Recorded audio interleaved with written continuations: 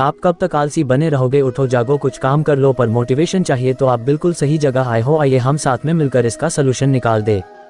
क्यों मैं इसे हम एक स्टोरी की तरह समझे। तो वीडियो शुरू करने से पहले मेरी आप लोगों से रिक्वेस्ट है कि आप इस वीडियो को बीच में छोड़कर मत जाना, पूरा देखना, तभी समझ में आएगा। और पसंद आए तो लाइक भी कर देना, बिल्कुल फ्री होता है, जस्ट किडिंग कर दो यार। एक व्यापारी व्यापार करने के लिए एक शहर से दूसरे शहर जाता था। बीच में रेगिस्तान का कुछ इलाका पड़ता था।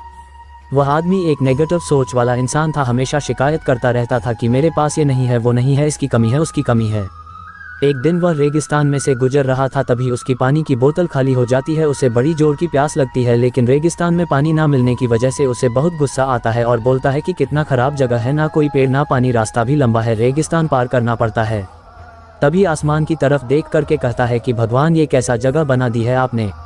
अगर मेरे पास में बहुत सारा पानी होता, बहुत सारे संसाधन होते, तो इस जगह पर हरियाली कर देता, बहुत सारा पेड़ लगा देता। वह आदमी ऊपर देखकर ये सब बातें कह रहा होता है और ऐसा लग रहा था कि जैसे ऊपर वाले से जवाब का प्रतीक्षा कर रहा हो कि भगवान कुछ कह दे।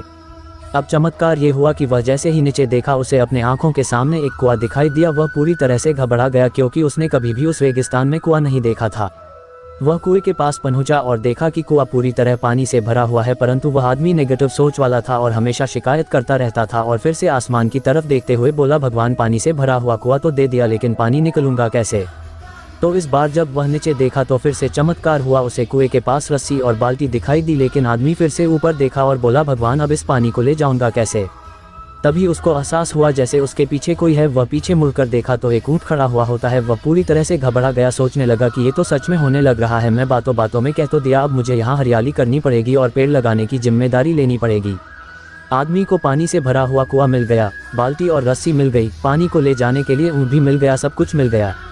अब वह आदमी सोच रहा था कि ये मैं बातों बातों में क्या बोल दिया, ये तो गड़बड़ हो गया। अब वह तेजी से दौड़कर भागने लगा।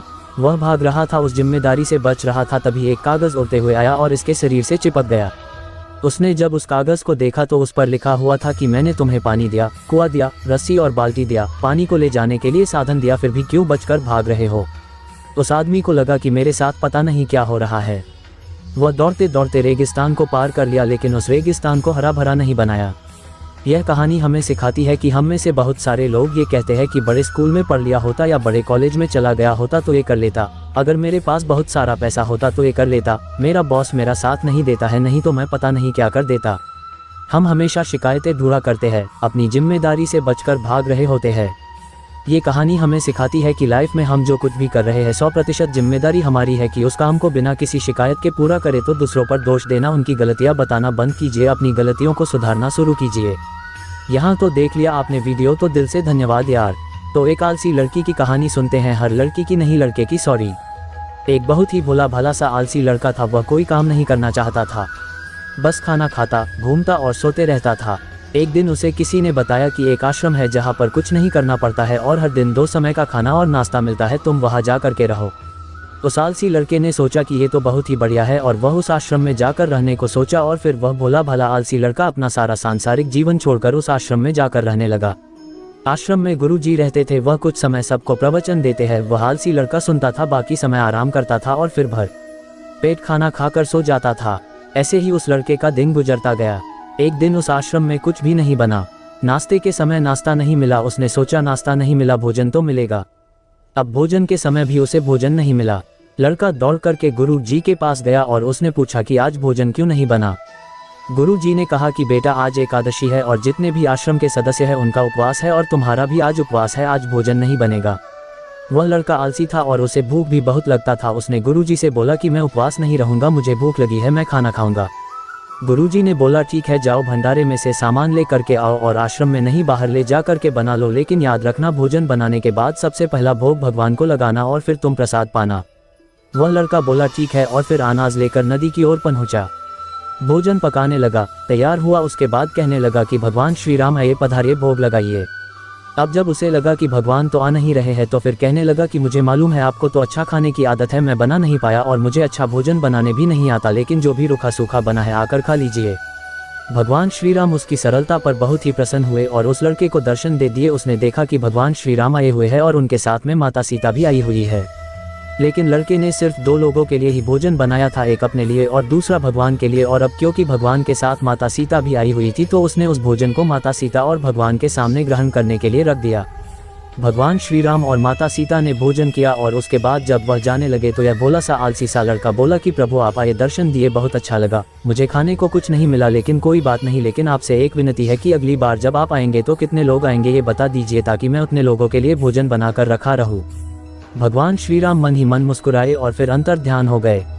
लड़का आश्रम गया, दिन बीतता गया और फिर एकादशी का दिन आया और इस बार उसने 3-4 लोगों के लिए अनाज लेकर के खाना बनाने के लिए नदी के किनारे पहुंचा और उसने बड़े प्रसन्नता से भोजन बनाया और इंतजार करने लगा कि प्रभु आइए और भोग लगाइए।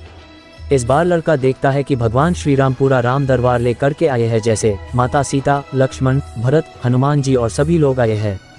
लड़के ने 3-4 लोगों का भोजन बनाया था और इस बार भी भोजन कम पड़ गया। लड़के ने निराश होकर भोजन को प्रभु के आगे रख दिया। उन्होंने भोजन किया और फिर चले गए और इस बार भी लड़का फिर से भूख रह गया।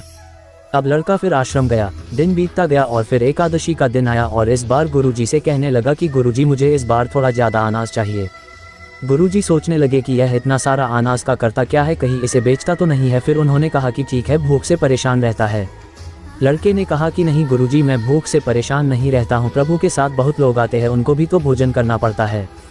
गुरुजी को लगा कि लड़का पागल हो गया है, लेकिन गुरुजी ने सोचा कि चलो एक बार चलकर देखते ही कि लड़का इस अनाज का करता क्या है। वह भोला सा लड़का अनाज लेकर के नदी के किनारे पहुंचा और इस बार भोजन बनाया नहीं। उसने सोचा कि प्रभु हर बार ज़्यादा लोगों को लेकर के आते हैं, इस बार वह जितने भी आएंगे खुद बना करके भोग लगा लेंगे और फिर प्रेम से प्रभु को बुलाने लगा।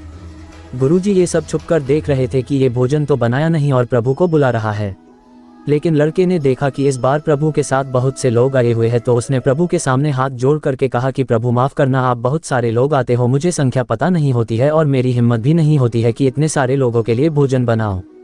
आप स्वयं आइए, बनाइए, खाए और भोग लगाइए। प्रभु मुस्कुराते हैं और अपने साथ आए सभी लोगों के साथ मिल करके भोजन बनाते हैं। गुरुजी ये सब छुप करके देखते हैं और फिर लड़के के पास आ करके कहते हैं कि तुम ये कर क्या रहे हो। लड़का कहता है कि गुरुजी आपको दिख नहीं रहा है कि भगवान श्री राम पधार चुके हैं, माँ सीता आई हुई है, हनुमान जी आए हैं और भी सभी लोग आए हुए हैं, भोजन बन रहे हैं। गुरुजी ने बोला कि पागल हो गया है, मुझे तो कोई देख नहीं रहा है। लड़का गुस्सा हो गया और बोला प्रभु आप ये क्या कर रहे हो, एक तो मुझे भूखा रखा है और गुरुजी को दर्शन नहीं दे रहे हो, जो मुझे पागल समझ रहे हैं, कृपा करके गुरुजी को दिख जाओ। भगवान बोले नहीं, मैं इन्हें नहीं देख सकता। लड़का बोला क्यों नहीं देख सकते, मेरे गुरुजी तो बहुत महान है, बहुत बड़े ज्ञानी और ज्ञाता है। भगवान बोले हाँ ज्ञानी और ज्ञाता होंगे, लेकिन तुम्हारी तरह सरल नहीं है। जो सरलता तुम में है वो तुम्हारे गुरुजी में नहीं है। लड़के ने ये बात गुरुजी से कह दी कि भगवान श्री राम कह रहे हैं कि आप में सरलता नहीं है, आप मेरी तरह सरल नहीं है, इसलिए आपको नहीं देख सकते। गुरुजी की आंखें नम हो गई और रोने लगे कि और बोले कि बिल्कुल सही कहा, मेरे अंदर तुम्हारे जितना सरलता नहीं है, और फिर माफ़ी मांगने लगे। फिर भगवान ने गुरुजी को भी दर्शन दिए। ये कहानी हमें सिखाती है कि जीवन में सरलता सबसे आवश्यक है, जितने सरल बने रहेंगे उतना जीवन में आगे बढ़ते चले जाएंगे। जब आप सरल होते हैं तो आप खुद भी मुस्कुराते हैं और दूसरों को भी मुस्कुराने की वजह देते हैं। आलसी व्यक्ति का न वर्तमान होता है और न ही भविष्य होता है। चाणक्य, आलस्य में जीवन बिताना आत्महत्या के समान है। सुकरात, व्यापार कष्टदायक हो सकता है लेकिन आलस्य नाशकारी है। कहावत, जीवन और समय के महत्व को न समझने वाला अपना कीमती जीवन और समय आलस्य के कारण गंवा देता है। दुनिया है गोल, आलस्य ईश्वर के दिए हुए हाथ पैर का अपमान है।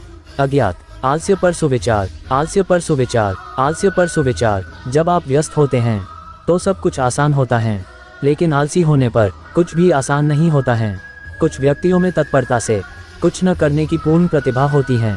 आलस्य मूर्खों का अवकाश दिवस है। आलस्य के कारण व्यक्ति स्वयं का कितना नुकसान करता है इसका ज्ञान उसे खुद नहीं होता है। आलस्य सब कार्यों को दुष्कर और परिश्रम सबको सरल कर देता है। आलस्य आपके लिए मृत्यु है और केवल उद्योग ही आपका जीवन है। आलस्य एक ऐसा सुख है जिसका परिणाम केवल दुख है। जो व्यक्ति आलस्य या प्रमाद में समय को नष्ट करते हैं, एक दिन समय उन्हें नष्ट कर देता है। आलस्य में दरिद्रता का वास है और परिश्रम में लक्ष्मी बसती है। आलस्य वह रोग है जिसका रोगी कभी नहीं संभलता। हर व्यक्ति के पास करने के लिए कुछ न कुछ काम होता है, लेकिन करने की नहीं सोचते, इसलिए आलस्य हमारे ऊपर हावी होता है। जैसे नदी बह जाती है और लौट कर नहीं आती, उसी तरह रात और दिन मनुष्य की आयु लेकर चले जाते हैं, फिर नहीं आते। आलस्य की रफ्तार इतनी धीमी है कि उसे दरिद्रता फौरन आ दबाती है। निर्वीर्य और आलसी मनुष्यों को कभी अप्राप्त वस्तुओं की प्राप्ति नहीं होती। आलस्य दरिद्रता का मूल है। आलस्य पर अनमोल वचन। आलस्य से बढ़कर अधिक घातक और अधिक समीपवर्ती शत्रु दूसरा नहीं। आलस्य आकर्षक लग सकता है, लेकिन काम संतुष्टि देता है। 5 मिनट और सोने की आदत हमें घंटों सुला देती है। यही आलस्य जीवन में हमें बरसों पीछे कर देता है। सही दिनचर्या का न होना भी आलस्य को बढ़ावा देता है और धीरे धीरे आलस्य दिनचर्या का हिस्सा लगने लगता है। आलस्य से ही दरिद्रता और परतंत्रता मिलती है। दुनिया में आलस्य के समान दूसरा कोई पाप नहीं है। विनोबा भावे। आलस्य करना अपनी योग्यता, प्रतिभा और क्षमता को जंग लगाना है। हे आलस्य देवता, मुझ गरीब के शरीर को अपना निवास स्थान क्यों बना लिया है? आपको तो अमीरों के शरीर को अपना निवास स्थान बनाना चाहिए। आलसी कोई पसंद नहीं करता, वह परिवार के लिए भार स्वरूप होता है। तुम अज्ञानी नहीं हो, तुम बदनीयत हो, जानते बूझते गलत का पक्ष लेते हो। आलस और नीयत समस्या है। नीयत खराब है और आलस ज्यादा है। हार न मानना जीतने की पहली शर्त है और आलस न पालना आखिरी। आलस्य को सदुपयोग करना हर इंसान को सीखना चाहिए। बुरे और गलत कामों को कल पर टालते रहना चाहिए। आप खुद सोचे, आलस्य नामक शत्रु ने आपका कितना नुकसान किया है जब से आपने इसे अपना मित्र बनाया है। काम का आलस और पैसों का लालच हमें महान बनने नहीं देता। आलस पर सुविचार। 3 चीजों को बदलो। बहानों को कोशिश में, आलस को निश्चय में और समस्याओं को अवसर में। पढ़ाई में आलस करना अपने माता पिता के बलिदानों का मजाक उड़ाना है। आलस में जीवन निकल रहा है और ये नींद भी पूरी नहीं हो रही है। आलस का दूसरा नाम इतवार है और जुल्म का दूसरा नाम सोमवार है। अतीत का अनुगमन मत करो और न भविष्य की ही चिंता में ही पड़ो। जो अतीत है वह नष्ट हो गया और भविष्य अभी आया नहीं, तो फिर रात दिन आलस छोड़कर तथा उद्योगी होकर वर्तमान को ही सुधारने का प्रयत्न करो। पता है, आलस के मामले में तो हमें खिताब मिला है। ए आलस्य, तू मुझ में कितना और समाएगी। सोकर उठता हूँ तो लगता है फिर नींद आ जाएगी। इश्क युवाओं को आलसी बना देता है।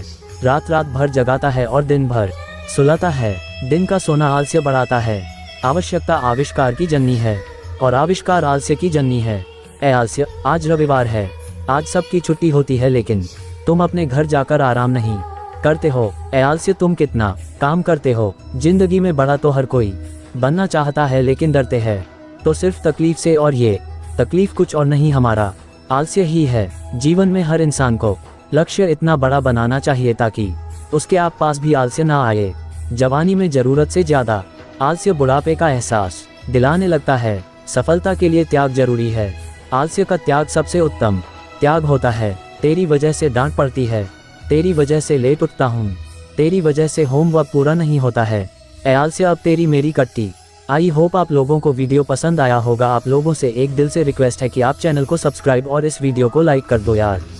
अगर आपका प्यार मिलता रहेगा तो इससे और भी बढ़िया से बढ़िया वीडियो बनाता रहूँगा, तो प्लीज़ यार कर दो subscribe, like, comment, share and जो कुछ करना चाहते हो कर दो। तो आप लोग मेरे चैनल को जाकर विजिट कर लो। मैं वहीं मिलूंगा आपको किसी दूसरे वीडियो के अंदर।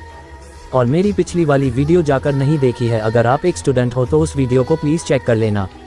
हमारा लक्ष्य ही आपकी सफलता। धन्यवाद आप लोगों का यहाँ तक भी देखने के लिए।